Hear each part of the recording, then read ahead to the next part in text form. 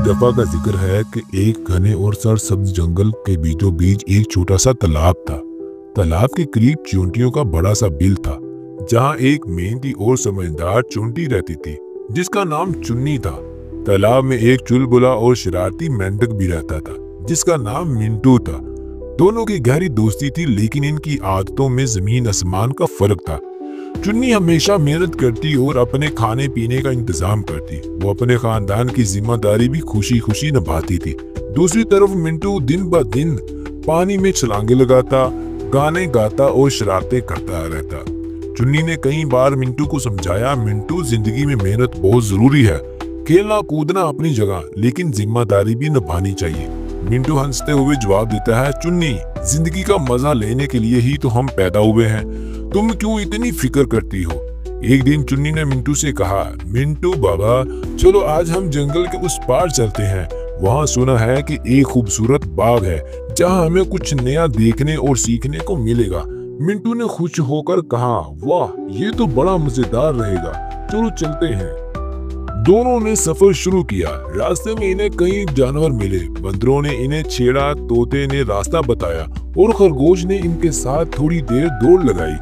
जंगल के बीच एक बड़ी और तेज बहती हुई दरिया सामने आ गई।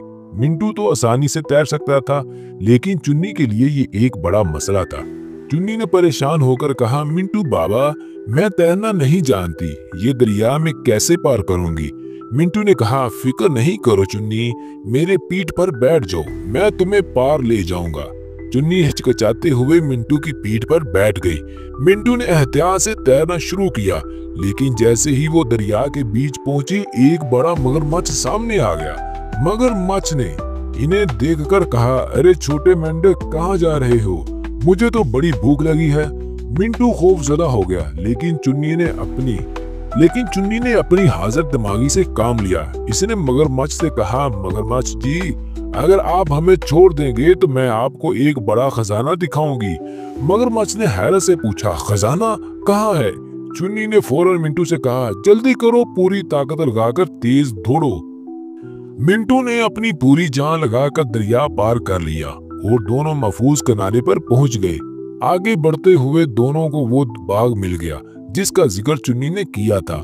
बाग नहायत खूबसूरत था, जहाँ दरख्तों पर मीठे फल लगे हुए थे और जमीन पर रंग बिरंगे फूल खिले थे।